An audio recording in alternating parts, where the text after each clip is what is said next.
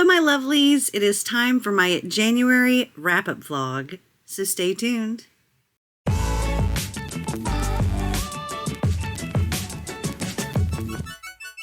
So it is currently January 14th, and I've only completed 2 books so far.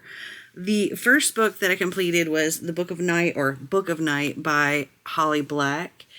And I think I'm going to give this one 3.5 stars. I enjoyed it. It was fine. It was nothing spectacular, but there wasn't anything like I strongly disliked about it.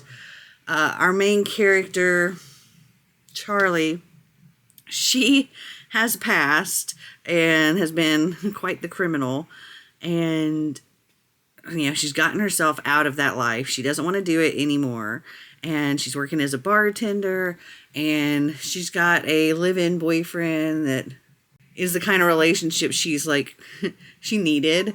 Where it's not like a lot of drama and stuff. He's like super easygoing. And yeah, they're just a really good match.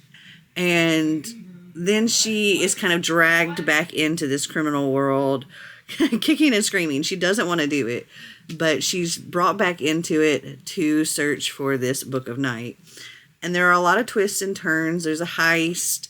We're also in this world where shadows can quicken, is what they call it, where they can kind of essentially be awoken. You know, your regular shadow on the ground, if you feed it like drops of blood or this or that, it can possibly quicken and become kind of like alive. And when your shadow's quickened, you can have like some kind of magical powers, and people can sell their shadows and trade their shadows. Shadows can be stolen. Shadows can also grow so strong that they can become an entity of their own without their human. And so that was interesting as well. I don't know if I will continue this series, but I did enjoy it. So the second book that I have completed was A Life in Parts by Bryan Cranston. This is a nonfiction. It's his autobiography. And he's lived an interesting life. I very much enjoyed listening to his story. I listened to the audiobook of it while I was driving, and he's also the narrator for it. And he's done a lot of things that you'd be surprised. Like, he's ordained. When he was 19, he married a couple on an airplane, on like a private plane, in a Hawaiian shirt and flip-flops. He also learned to become a hypnotist and all kinds of random stuff. He talks about how he had to learn how to slaughter chickens and all of that. There was a bunch of stuff, and I would say the first half of the book I really enjoyed more than the second half. The first half was essentially all his different jobs and experiences and, you know, stories outside of acting. The second half was focused a lot more on acting and his time on Malcolm in the Middle. And I can tell you, I've never really watched Malcolm in the Middle. I might have caught an episode here or there, possibly. But this definitely made me want to go and watch Malcolm in the Middle. I am a huge fan of Breaking Bad. I loved that. And so it was interesting getting to hear him talk about things in Breaking Bad and that kind of thing. And then he also talked about theater that he did and other acting jobs he's done. And those were interesting, but I found the first half more interesting besides the acting stuff. I think I would give this 4 stars. Yeah, I think I would give this 4 stars. Hopefully I'll be back soon with more books completed. So it is still January 14th, and I just completed one more book. I finished the one by John Mars. I think I'm going to give this one 4 stars. I enjoyed it so much. I love his writing. Like, there's twists and turns you just really don't see coming. So this is about this site called matchyourdna.com, where a scientist has discovered that there is a certain gene or chromosome or something in your DNA that matches somebody else's, and that is actually what causes that whole love at first sight feeling, where you get like the explosions, the fireworks, all of that the first time you meet somebody. And they figured out that they could find the match that you're actually made for. Now, that match could end up being somewhere locally to you. It could be somebody that you're already in a relationship with. It could be somebody on the other side of the planet. And the story follows multiple different characters and how their matches affect their lives. And it was so good. So good. I definitely recommend it. This is, I think, the only second book I've read by John Marrs, and I've enjoyed them both, so I'm definitely going to be reading more by him. So it is Wednesday, January 15th, and I have completed one more book. I finished Lies She Told by Kate Houlihan, and I'm going to give that one 3.75 stars. It follows Liza, I think Liza Cole is her name, and she is a suspense writer. And her husband's best friend, Nick, has been missing for like a month. And she's also on a deadline to write this next big suspense novel. And her first book was a huge bestseller. And then her second book was kind of womp womp. And so I think this is book 3 for her. And we go back and forth between her story, or like between Liza's story and the story that Liza's writing. And the story that Liza's writing is about a woman named Beth who discovers that her husband is having an affair, and she ends up murdering the mistress and tossing her body in the river. And then in Liza's world, her husband's best friend, Nick, his body is discovered in the river, and her real life and her fictional world seem to get blurry. I enjoyed it a lot. There was a lot of things in there that I thought were pretty predictable. There were some things that were unexpected. That was an interesting twist. Do I think I would read it again? Probably not, but I very much did enjoy my time. So it is Friday, January 17th, and I have completed 3 more books. The first book, I think I completed this on the 16th, was Stolen Innocence, My Story of Growing Up in a Polygamous Sect, Becoming a Teenage Bride, and Breaking Free of Warren Jeffs by Elisa Wall with Liza Pulitzer. And this is a true story, and it's harrowing, and it's moving, and traumatic. Now, I don't have anything against polygamy. If that's what you want to do, and everybody's okay with it, everybody's consenting, cool. But, I mean, I personally am more monogamous, but there's nothing wrong if that's what you want to do.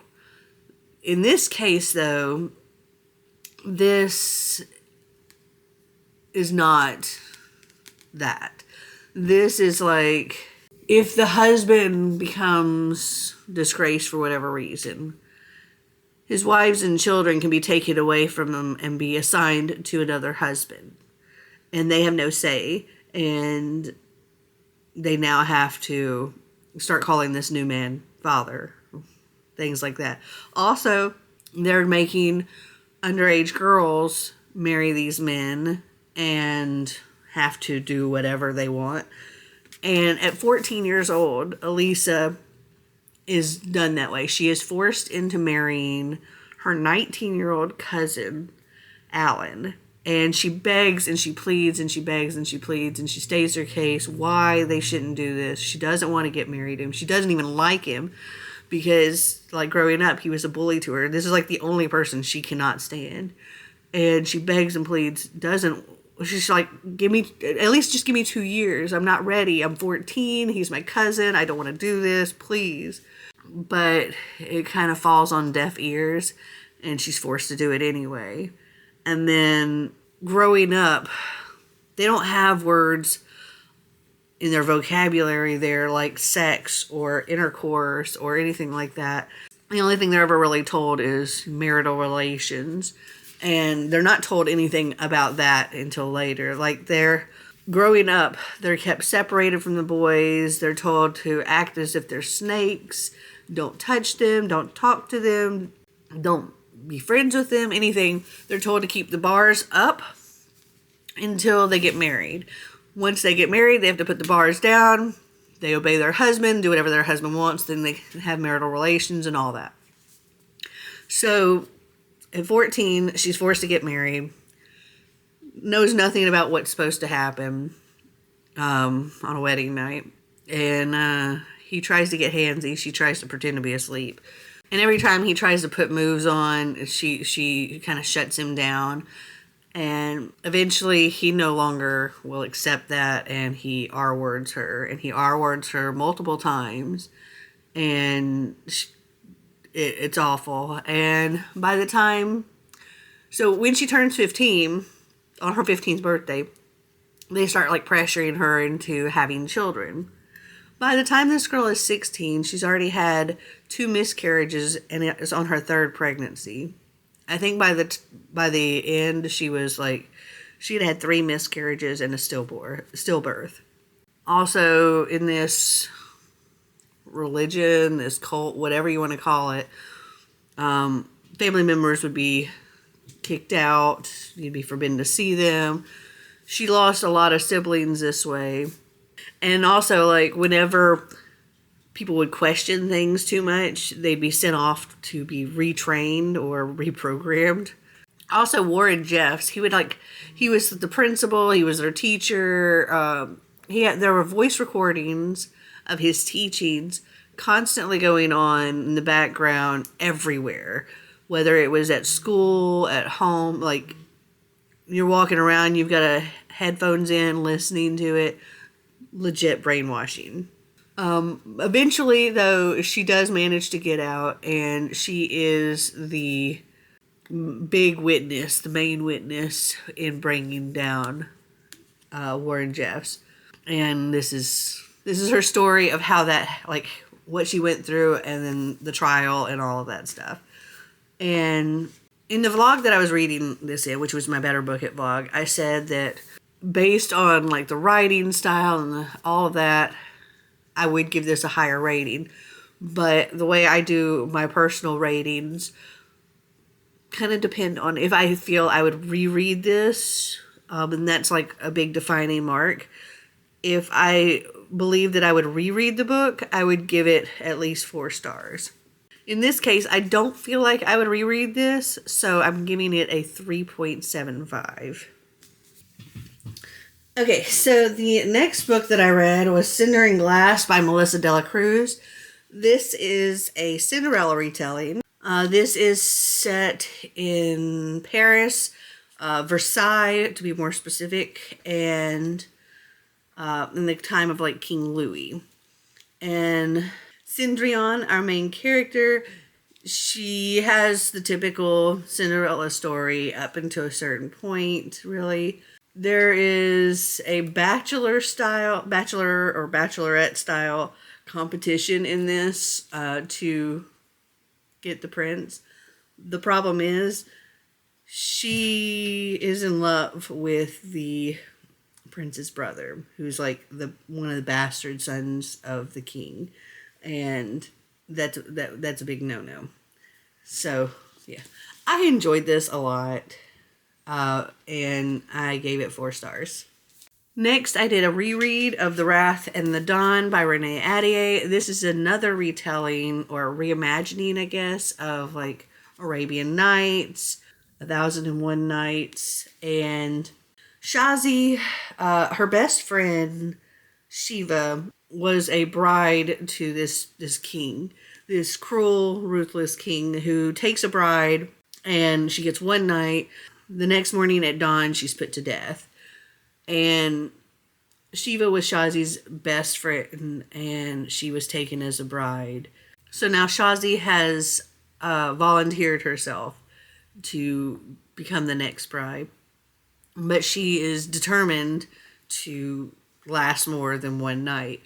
And her goal is to become the bride and then kill the king for all of the girls that he's murdered. And her first night there, she sits with the king and she starts telling him a story.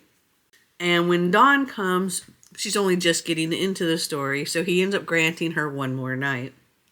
And then the next night, she continues her story, and she tries to make it go past the dawn again, but it doesn't work. And she's about to be killed when he changes his mind and he saves her.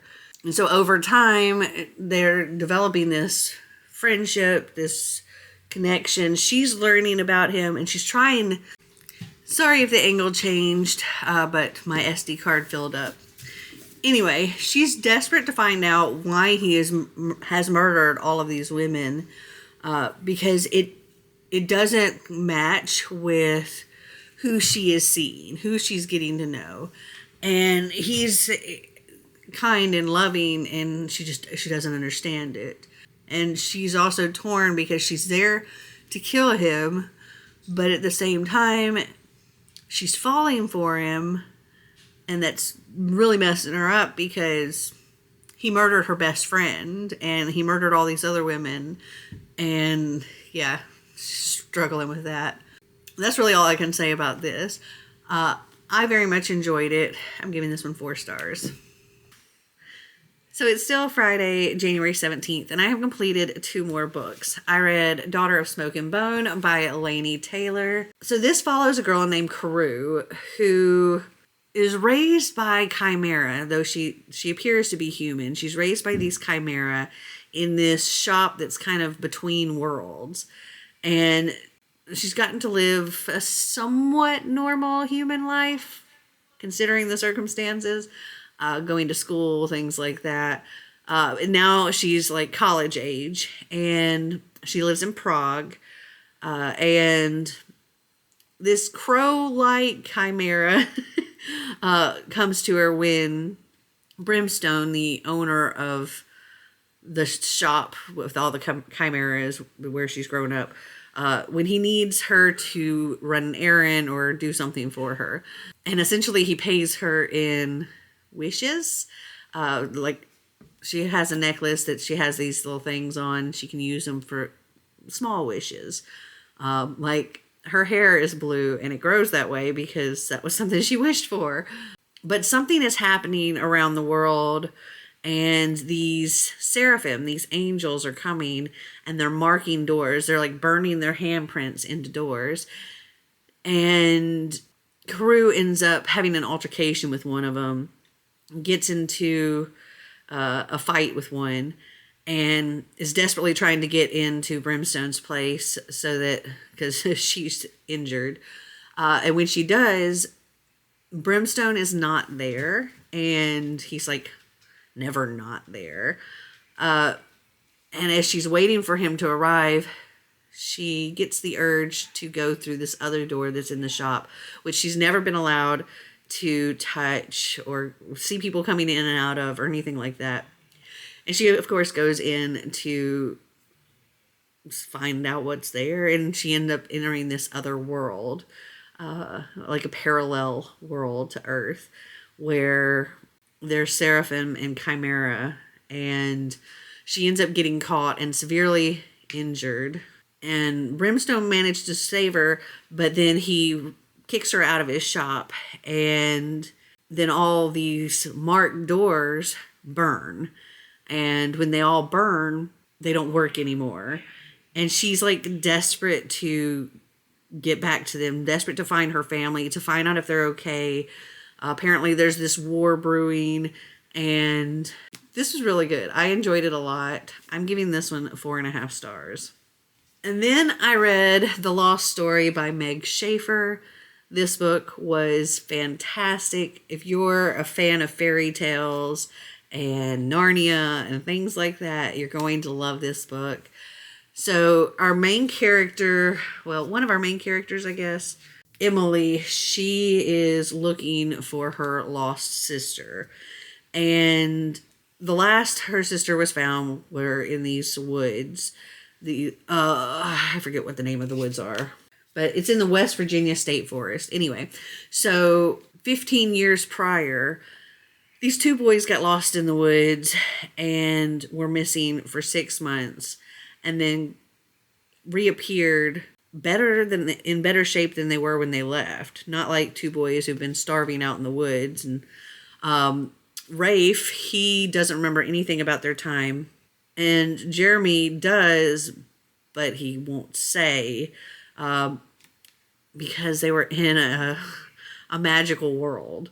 And Jeremy has this ability now of finding lost people and lost things, and so he's kind of become a professional at this. Rafe has become a bit of a recluse, and there's a big rift between the two boys, or now men, and Jeremy has kind of become a little bit of famous for helping find lost people and survival and things like that. And Emily searches him out to help her find her sister. Her sister's been missing for 20 years. It's a cold case, and she just wants to be able to, if her sister's dead, find her body and bury her. And she believes that Jeremy's the only one that could help, because police gave up a long, long time ago. And Jeremy knows exactly where she is in this magical land. And this was fantastic. This was about family, found family and biological family. It was about trauma. There's a queer relationship in here. There's a storyteller. There's a lot of odes to fairy tales and writing and magic and words. And I loved it so much, and I give this 5 stars. So it is Friday, January 24th, and I've completed 2 more books. The first one was not yesterday, but the day before yesterday. I finished The Seeker by Isabel Carmody. This is actually 2 novels bound up together. So we have Ober Newton and The Far Seekers. I think probably because of how I have it in Goodreads, I'll just do a rating for the whole thing. I think I'm going to give this 4 stars. So our main character, Elspeth, I'm guessing is how you pronounce her name. She is a natural born misfit, meaning she was born with certain abilities. Anybody that's deemed to have any of these special abilities, they're considered misfits. And whether they're misfit by mischance, meaning something's happened to them and that caused it, or if they were born this way. So in this world, there's been a thing called the Great White, and it's also referred to as a Holocaust. So something happened. I'm guessing like a nuclear war or something like that. And cities were decimated, and the only survivors were ones that lived out in far, like country farms kind of things. And of course, people would try to flock there, like from the city areas before, they were killed, to try to escape. But those that did manage to survive either became mutants, meaning they had these different kinds of abilities, including animals, like humans and animals ended up with certain abilities or transformed in one way or another. And the people that were established in these farms and stuff, they ended up setting up a council. They had soldier guards, and for a long time, any of these mutants or misfits were burned. And if someone had a misfit born child, that child would be burned immediately as well. And so fast forward hundreds of years, Now, they don't burn quite as often, but it does still happen. And our main character, Elspeth, and her brother are orphans. Their parents were considered seditioners and were burned. And yeah, so the council actually kind of went overboard for a while, and anybody they didn't like for whatever reason, they would count them as a misfit because it was so hard to prove, and they'd burn them. So that's ended up what happened to Elspeth's parents. They were considered seditioners. They got burned. Now they're in this orphanage, and they're trying to pass as just normal. So you have to actually get a normalcy certificate that shows that you're not a misfit or anything, and, for your papers when you're moving around or whatever. So they're trying to get these normalcy certificates while living in this orphanage. But one day, while Elspeth's group is out collecting these things called white sticks, she ends up falling in some tainted water, and it comes to light that she's having these dreams, and they're like, okay, you're a misfit by mischance. You fell in this water. This has done this to you, and we're going to send you to this place called Obernewton. If you get better, then cool, she'd never get a normalcy certificate, but so everybody's afraid of Obernewton because when misfits get sent there, they never return, and you hear all of these horror stories and everything. Well, Elspeth ends up getting sent there, and when she gets there, she's like, well, this isn't what I expected. And she's working on a farm, things like that, and she's not necessarily hating her time there, but she discovers there's something sinister going on because the owners of Obernewton are, I don't know if testing is the right word, experimenting, but they're looking for a specific person with certain abilities, and they're pretty sure it's a girl, and they are breaking the minds of girls trying to figure out if that girl is the one that they're looking for. And Elspeth is pretty sure she's the girl that they're looking for. And that's because Elspeth has very strong abilities, but also many abilities. She doesn't have just one or two. She's got a lot. And some of these other misfits, they have like just one, like empathy or coercion or being able to speak to animals, because you can mind speak to animals. And this is Moramon. It's sort of kind of her pet, but not really a pet. And she can mind speak with him. So we get we get the insights of certain animals, which is fun. And she's got to figure out a way to either escape Obernewton or stop what's going on. And that's pretty much like the gist of the first part of what's going on in the first book of this bind up.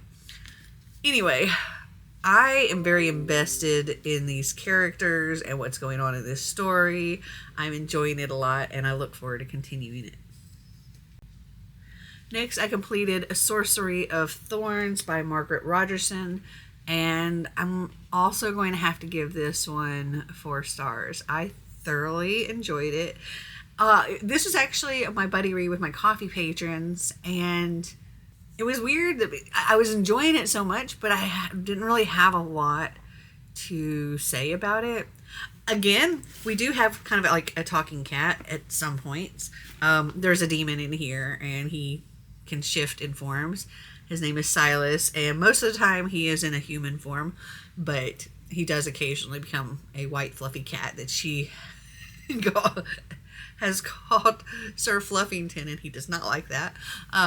But our main character, Elizabeth, is an apprentice for this magical library. It's the Great Library, and it holds all of these grimoires. And these grimoires are, these magical living books that, if pushed, can become these monsters made of ink and leather. and she's having to care for these books, and the other librarians or wardens and apprentices are caring for these grimoires. And there's multiple of these kind of libraries. But someone is breaking in somehow to these libraries and causing Malefax, which is what you call this monster that comes from the grimoire, Malefax to appear and attack, and Elizabeth kind of ends up with getting the blame because her library is the first library hit and she's the only witness. So she must prove her innocence. She needs to figure out who is doing this. There's also a sorcerer, which she's always been led to believe that magic is evil. I should also say she is an orphan as well. She grew up in the library. She was, I guess, abandoned there when she was a child. And normally apprentices are like 13 before they're allowed in here. And she's been here since she was, I think, like 5 or something. So she grew up there. And she has always believed that magic is evil and all of this. So when they come to take her away as a prisoner, Nathaniel, who is a sorcerer, is the one that picks her up, as well as his demon, Silas. And there's definitely some chemistry there between her and Nathaniel. There's this weird but sweet bond between Nathaniel and Silas. Silas is his kind of servant demon, but Nathaniel had to give up 20 years of his life for Silas to be like his or whatever, which he gets to collect at the end. And yeah, it's a weird relationship, but I really, really like Silas. I thoroughly enjoyed this. 4 stars. So I've completed one more book. I finished Rules for Being a Girl by Candace Bushnell and Katie Cotugno. This is an art copy from many years ago. So in this, our main character, Marin, she does all of the right things, you know, to be a good girl, a good student, a good daughter, all of those things. She's worked very, very hard, and you know, she's in AP classes, she does extracurriculars, she stays out of trouble, and you know, she's trying to get into Brown University. And there is a teacher at her school. They all call him Bex. He's one of the younger faculty members. And all the girls have a crush on him because he's attractive. So he is Marin's AP English teacher. He's also the, I forget what the word is, but he's like the teacher that watches over the newspaper. And she is a co-editor for the school's newspaper. So they end up spending a lot of time together in school environments. But one day she's at school for something. She's there late, and he offers to give her a ride home. And she's like, no, it's okay. Eventually, she ends up saying yes. And he takes her home. It's all fine, innocent, whatever. They're talking all the way there. It's fine. And then fast forward some, we have her little sister is like a chess champion, like in middle school, and Marin goes to the Starbucks, and she's like waiting for her sister's turn to come up, and it can be a long time. And while she's there, Bex, the English teacher, happens to come in, and they sit and talk for a couple of hours before he has to leave. And again, it's innocent. You know, she's learning things about him as a person that she didn't know, like, you know, he's trying to write a book and things like that. But nothing untoward. And then she sees him in the newspaper room one day on the couch, and he's grading papers, whatever. And she starts talking to him about something newspaper related or something. And he's yawning, and she's like, oh gosh, I'm so sorry. And he ends up telling her that his girlfriend broke up with him the night before, and he didn't get a lot of sleep because of it, and so he was sorry. And he's like, well, this is not really something I should be talking to you about. And she's like, no, it's okay. And he goes into this whole, she's like, no, it's okay. And he says, this is early in the book. Like, this is on page 50. I mean, it's not probably, he counters with a shake of his head. It doesn't exactly win me any points as an authority figure, that's for sure. But I don't know, you just kind of seem like older than the other girls in your grade. Has anybody ever told you that? And she's thinking to herself, nobody actually ever has. I think about how I secretly played The Littlest Pet Shop until Chloe caught me at it halfway through 7th grade. I do? Yeah, Beck says, no hesitation at all. Honestly, I've taught a lot of teenagers, and I like teenagers, don't get me wrong, but sometimes I listen to what, like, Emily Serrato and her friends are talking about in my classroom, and I think, Marin's not like that. It's like you've got an old soul or something. And I was like, okay, that's red flag right off the bat, because he's trying to make her, oh, you're special, you're old, you seem so much older than you actually are. Well, regardless of how old she seems, she's still a child. She is still a minor. He ends up offering her a ride home again, and she accepts the ride. And he's been telling her for like weeks, he's going to bring her this book to read, and he keeps forgetting.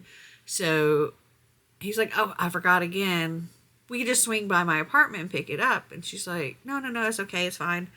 You can bring it to me on Monday. And he's like, or a week, in a year, maybe, if I remember. And so she goes with him, and she's expecting to like sit in the car and wait while he runs in and gets it. But as soon as they get there, he turns the car off, and he's like, come on inside, it's cold out here. She follows him into his apartment, and she's kind of just looking around, waiting while he grabs a drink. And then when he comes out, he ends up kissing her, and she freaks out, and she runs away. She's out of there. And then she's like, what do I do?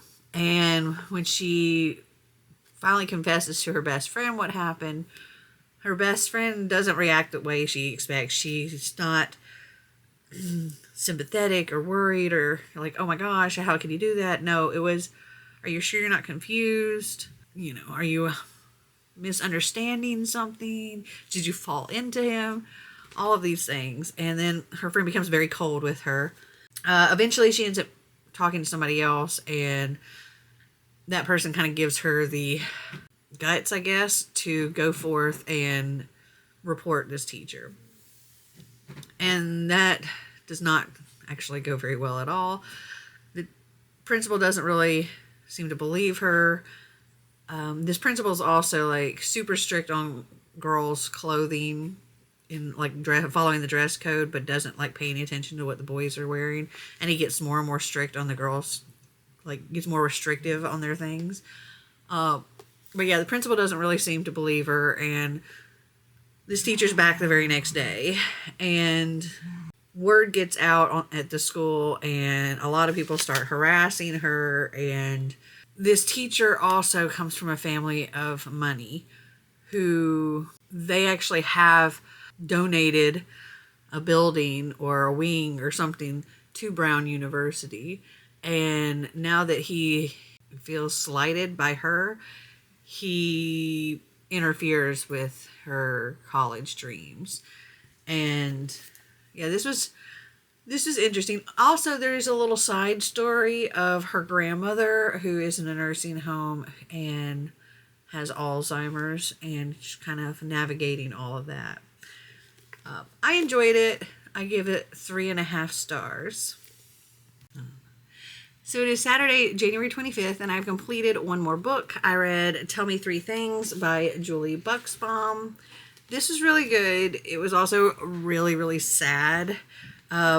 It's about a girl named Jessie whose mother has passed away. Actually, let me just read you this very first paragraph of the book, and this kind of sets the tone for literally the entire book. 733 days after my mom died, 45 days after my dad eloped with a stranger he met on the internet, 30 days after we then up and moved to California, and only 7 days after starting as a junior at a brand new school where I know approximately no one, an email arrives.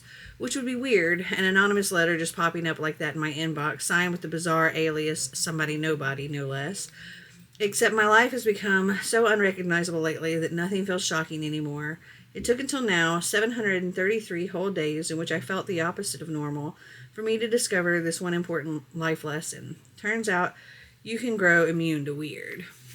So, in this, she's, as she said, been taken from where she's spent her entire life, which was Chicago, to now live with these strangers in this mansion in Hollywood or in LA.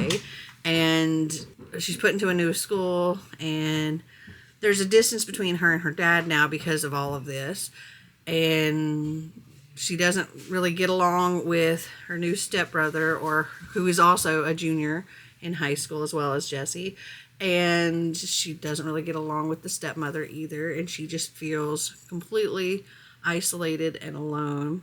After her first day at this new school, she gets an email from somebody nobody, and they offer to be like her spirit guide and help her with navigating this new terrain of this high school.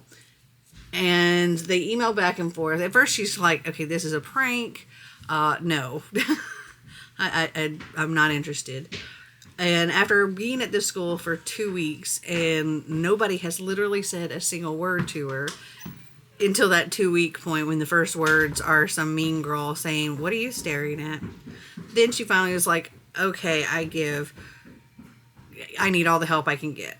And so they end up developing this friendship where SN, or somebody nobody, doesn't want her to know who they are, but they know who she is, and they end up developing this amazing friendship through these messages. And they're both like dealing with things, and at some point in time she actually gets to fly back to Chicago and visit with her friend for a weekend, only to discover things aren't really the same there now. That's not home anymore either, and she kind of feels like home is nowhere for her. And it was really sad, but it was also, there were a lot of sweet parts in it as well. I enjoyed it a lot, and I give it 4 stars. So it is still Saturday, January 25th, and I've completed one more book. I finished Glass Houses, which is book 1 of the Morganville Vampires by Rachel Kane. This is actually a bind-up of the first 2 books, Glass Houses and The Dead Girls Dance. I only read Glass Houses, and I'm giving it a 3.5. I enjoyed it. It was fun. There were some quirky characters that I enjoyed. When I first went into it, I was thinking that this was like new adult because the main character is a college freshman, but this is actually YA. She's 16. She graduated high school early and got accepted to all these big schools like MIT and stuff, but her parents wanted her to be closer to home, at least for the first couple of years. So she's going to this school. I forget what the name of it is, but essentially it's like a party school. But it's in Morganville, Texas. And she has to live in the dorms and stuff for her first year. And she ends up pissing off this one girl who says something dumb, and Claire corrects her, which embarrasses this woman, this other girl, and she now has it out for Claire, and she ends up pretty much beating her up and pushing her down the stairs and threatening to kill her when pushing her down the stairs doesn't do it. And Claire is like, okay, I can't stay here. Like, these people are serious. They're crazy. I can't stay here. I need to find a different place to live. I can't even sleep here tonight. So she ends up looking for a place where they're looking for a roommate. And the 5th place she tries, they're looking for a 4th roommate to go in there, like with the other 3 people, which they're all the quirky characters I mentioned. They quickly inform her that Morganville is actually run by vampires, and she's like, vampires don't exist, but they're like, yeah, they do. And apparently these vampires are looking for some ancient book that they can't seem to find anywhere. And Claire's like, well, maybe I can make a fake and use it to get them to leave us alone. So that's what she's trying to do in this. I did enjoy it. I don't think I'll be continuing with the series, though. So, yeah. I'm giving this 3.5. So, it is still Saturday, January 25th, and I've kind of, sort of completed another book. I started Eternally Yours, edited by Patricia Caldwell. This is 15 stories of paranormal love to capture your heart and resurrect your soul. I only read the first 3 stories and then just wasn't feeling it. So I can tell you about those. So the first story is called Undead Ghoul Meet Cute by Kendar Blake. And this one was kind of like weird and ridiculous. So we have a girl who gets bitten by a ghoul and turns into a ghoul herself. And she's now like, she's been hunting ghouls, and she chops off their head, burns their bodies, takes their heads to her garden and bashes in their skull and then buries the head. And she's done this, like, I think she said 6 times. And then she finally catches the ghoul that bit her and turned her into this. And she hates him. This is why she's hunting them in the first place. And so she's already got him. She's chopped off his head, burned his body, and she's currently digging the hole to bury his head. And the head's talking to her.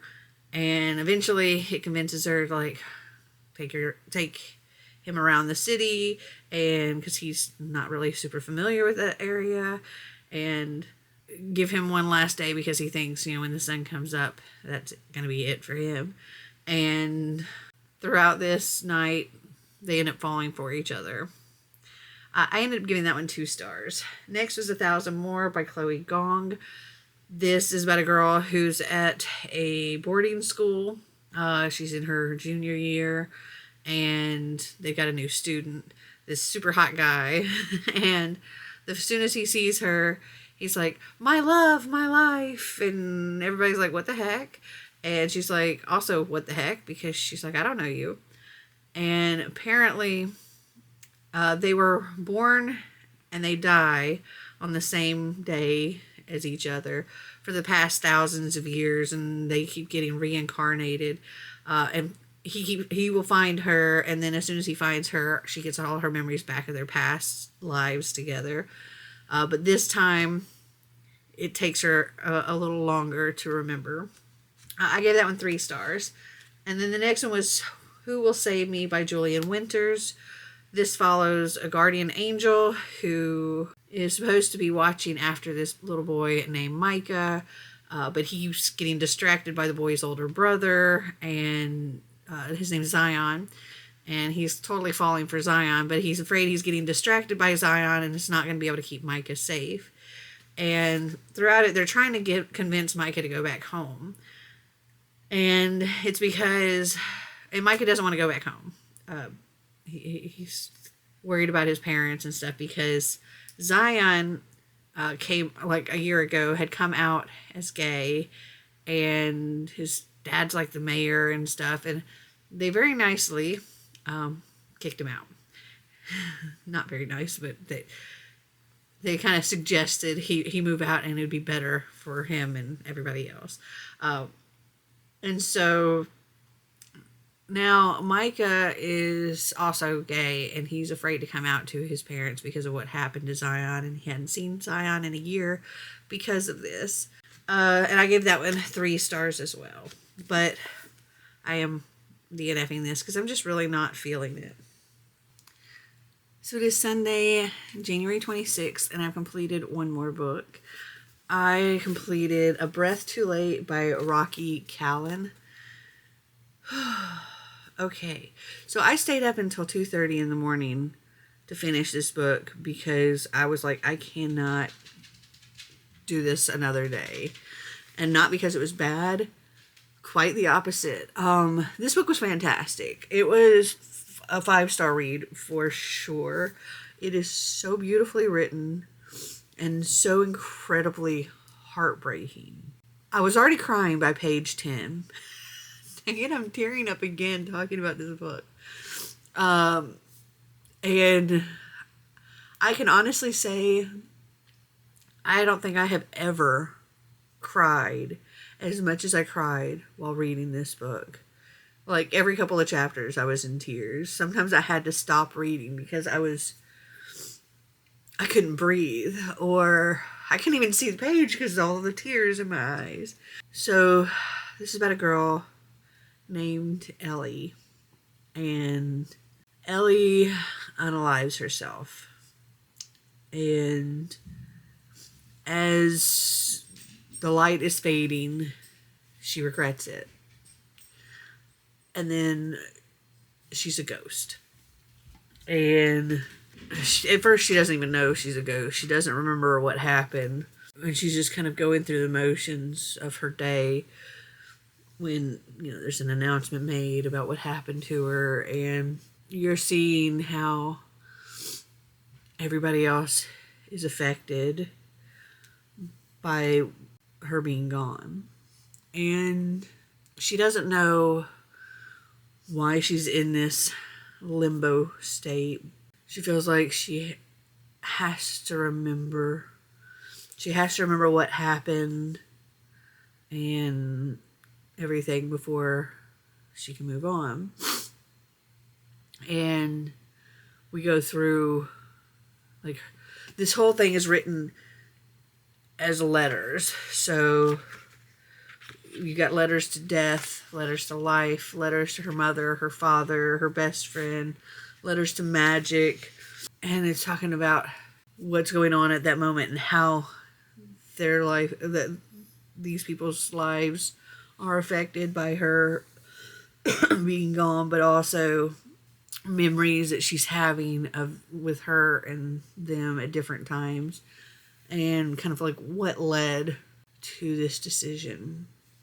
And so this is the first letter.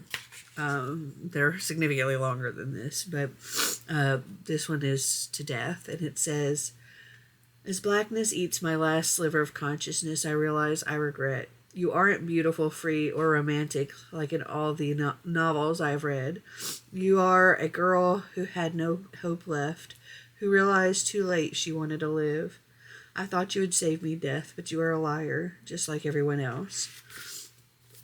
And her father was very physically abusive, mentally, emotionally abusive as well, to both her and her mother. And she spent her whole life hiding bruises. And if you like a book that makes you cry, this will do that.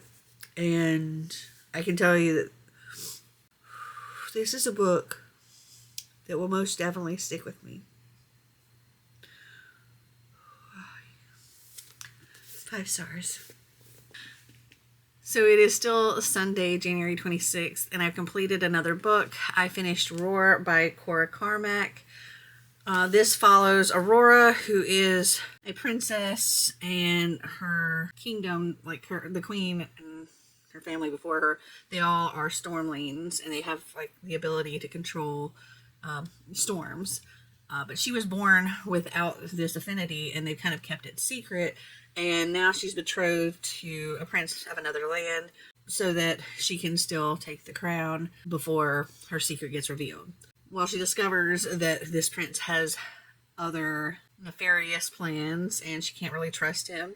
And then she discovers that there is another way that she could acquire this magic. And she didn't think that was possible, but she stages her own kidnapping so that she can escape her kingdom and go forth and try to claim this magic so that she doesn't have to marry this prince and can rule her kingdom without.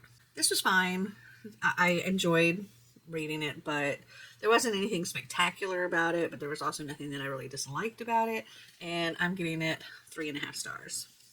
So it is still Sunday, January 26th, and I've kind of sort of completed one more book.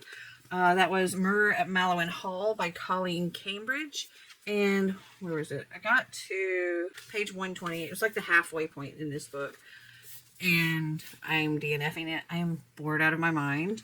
In the very first chapter, like from the first page, Lydia Bright, she is a housekeeper for Agatha Christie. She finds a body in Agatha's library, a man who's been murdered. He's got a fountain pen through his neck. Up to the halfway point, that's all that's happened. They're like, okay, they thought he was a reporter. Agatha Christie didn't have anything for him, so couldn't leave because of the weather, so she let him stay there. They had other guests staying there, and somebody murdered him. They don't know who. It's just they're going through asking questions. Somebody found it interesting that they used a fountain pen instead of the big pair of scissors that were on the desk. They found it interesting that the way the blood was splattered, there was a book that didn't get blood on it because obviously this person was reading it and it got put back on the shelf after he was murdered. The cops are kind of like, oh wow, interesting. A murder happened at Agatha Christie's house and she writes murders. And Agatha Christie's like, oh, huh, a fountain pen. That's interesting. Maybe I can use it for a story. That's it. I'm bored and I'm DNFing it. And at this point, I think I will probably give this a 2-star because I can't get through any more of it. So it's February 1st, and last night I completed one more book. I finished Ruthless by Carolyn Lee Adams. This book, okay, for one, it's YA, and it is, I would definitely say, a thriller. It is intense. It is high stakes. Our main character, Ruth, from the very beginning, has been kidnapped. It starts out with her, like, coming to, realizing that she's got a concussion, trying to figure out where she is, what's going on, why she can't see.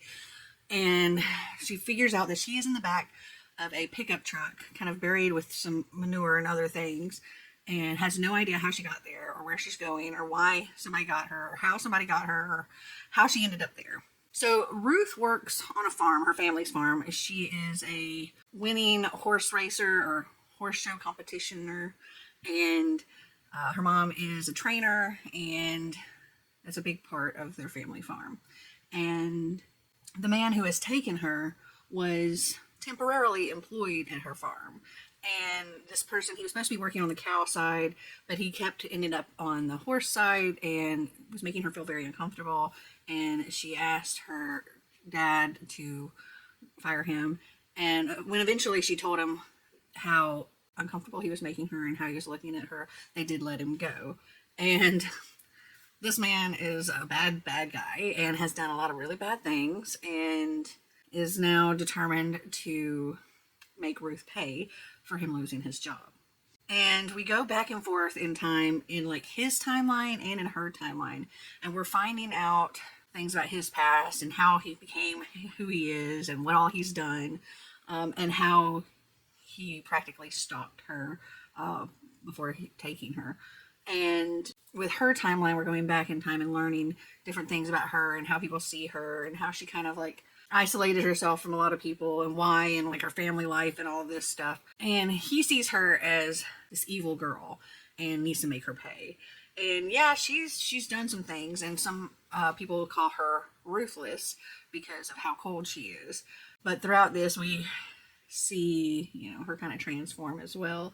She's not really a super likable main character, but she is fierce and she's determined. And this is nitty and gritty, and her only goal is surviving at first and then to escape and to find safety and bring this man to justice for what he's done to her as well as what he's done to others. And oh my goodness, this thing was like bite your nails intense. And I personally don't think I would have survived the way she did at all. I don't have that in me. But I really thoroughly enjoyed this, and I'm giving it 4 stars. So that is everything I read in January. I don't know what the number is right offhand. I'll put it up here somewhere. But I feel like I read a lot, and I'm happy with my reading. Have you guys read any of these books? Did you like them? Did you not? Comment down below and let me know. Well, I hope you enjoyed this video. If you did, give me a big thumbs up. If you'd like to see more videos like this, click that subscribe button down below. And until next time, remember to always be completely you. Bye!